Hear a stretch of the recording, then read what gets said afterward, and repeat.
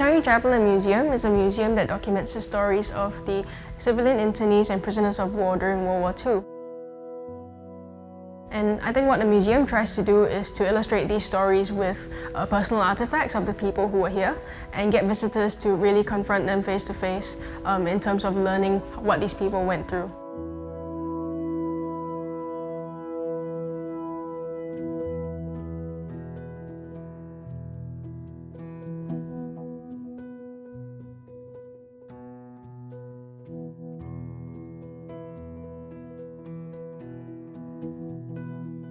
We went into the National Collection to look for artifacts that were very personal in nature.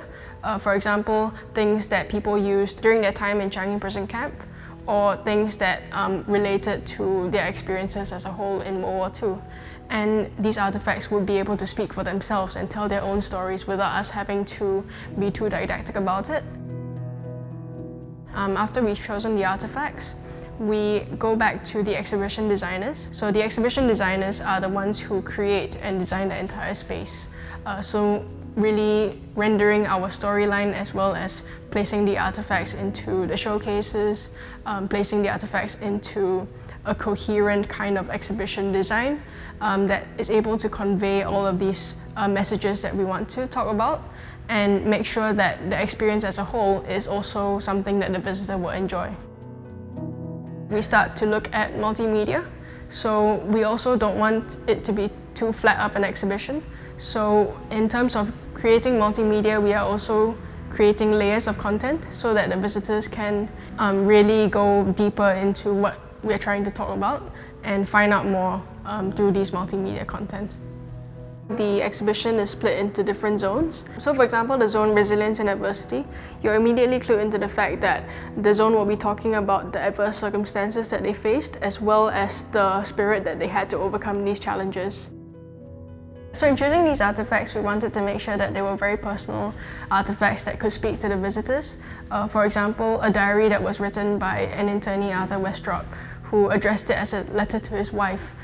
So immediately you get that emotional impact of his thought process, his emotions during his internment. The main focus remains on the artifacts that tell personal stories, which I think is the heart of the exhibition.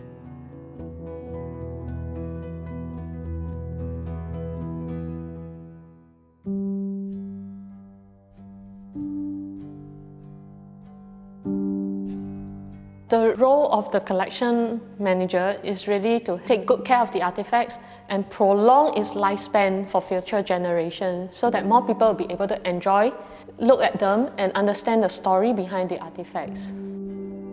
When we need to transport something from point A to point B, we'll make sure that everything is well buffered.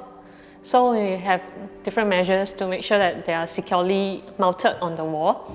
It has to be aesthetically pleasing, so you have to make sure that they are not too close to each other or too far apart. There's a lot of coordination work to do, so we need to know which are the artifacts that need extra care. Like for example, certain artifacts needs to be placed on a cradle. Certain artifact cannot be opened up too wide, like a book. Perhaps it's only 50 degrees or 60 degrees, not wider than that. Then we have to make sure that cradle is of a certain angle as well. When everything is done, we'll get the light specialist in. So the light specialist will adjust the lighting accordingly. And at the very end of it, our colleagues from the Heritage Conservation Centre will also come down, have a walkthrough again, and check with a light meter the lux level of each artifact. I think the Changi wall is difficult because, first of all, of its sheer weight. It's very heavy. And we also need to have brackets to hold them. So we need a lot of coordination, not just the art handlers coordinating, go 1, 2, 3 and lift that thing up, but also making sure that the bracket fit. And when after the bracket is fitted, everything is all right, we also need to make sure that the bracket doesn't look too odd, out of place, because usually the brackets are black in color. So my colleague, the melter, they will have to try to paint it so that it looks as though it's part of the wall. It's not too out of the place.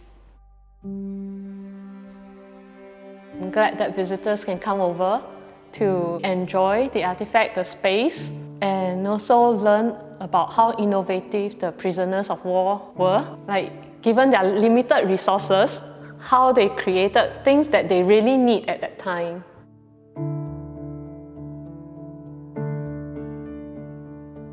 I'm very glad that we managed to pull this together, especially during the difficult circumstances that we had in terms of the pandemic. It's been particularly nice to hear from the donors or their families, their responses to the new galleries, and their thoughts on how we have featured their artifacts. I think it's very heartening to know that we are on the right track, as it were, that we are continuing to share all these personal stories with people who continue to come to visit.